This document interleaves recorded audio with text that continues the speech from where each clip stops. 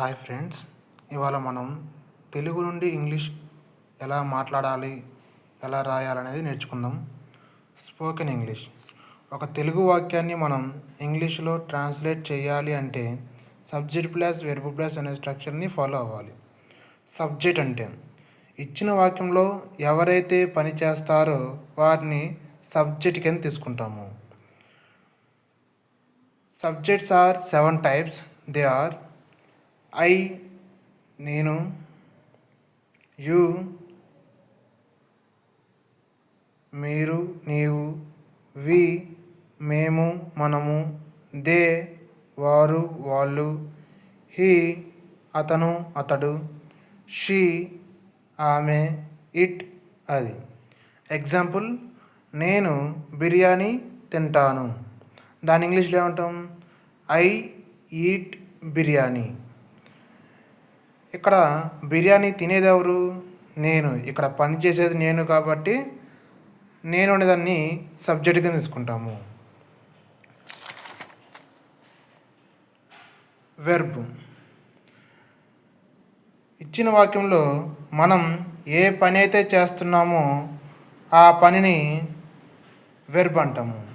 ఇచ్చిన వాక్యంలో మనం ఏ పని అయితే చేస్తామో ఆ పనిని వెర్బ్ అంటాము. ఎగ్జాంపుల్, నేను బిర్యానీ తింటాను.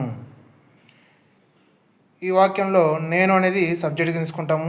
తింటాను, ఇక్కడ నేను చేస్తున్నాను బిర్యానీ తింటాను. ఇక్కడ నేను చేస్తుంది పని తినడం కాబట్టి తింటాను అనేదాన్ని వెర్బ్ కింద తీసుకుంటాము. దాన్ని ఇంగ్లీష్లో ఐ ఈట్ బిర్యానీ. ఐ అనేది సబ్జెక్టు, ఈట్ అనేది వెర్బ్. ఆబ్జెక్ట్ని ఎలా ఐడెంటిఫై చేస్తాము అంటే ఇచ్చిన వాక్యంలో దేన్ని లేదా ఎవరిని అని ప్రశ్న అడిగినప్పుడు సమాధానం వస్తే దాన్ని ఆబ్జెక్ట్ కింద తీసుకుంటాము. ఎగ్జాంపుల్, నేను బిర్యానీ తింటాను.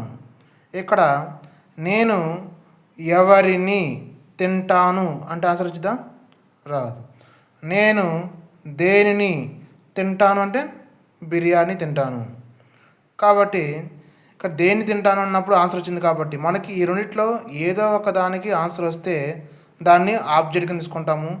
ఒకవేళ ఈ రెండిట్లో దేనికి కూడా ఆన్సర్ రాకపోతే అక్కడ ఆబ్జెక్ట్ లేనట్టు. ఇక్కడ దేనిని తింటాను అన్నప్పుడు ఆన్సర్ వచ్చింది కాబట్టి దేని తింటాను? నేను బిర్యానీని తింటాను. బిర్యానీ అనేది అప్పుడు ఆబ్జెక్ట్ కింద తీసుకుంటాము. I eat biryani.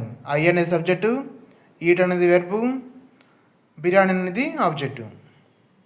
Okay friends, ఇవాళకి ఇంతవరకు చాలు. రేపు టెన్సెస్ గురించి చెప్పుకుందాము. ఈ వీడియో మీకు నచ్చినట్లయితే లైక్ అండ్ షేర్ చేయండి. మా పేజీని ఫాలో అవ్వండి.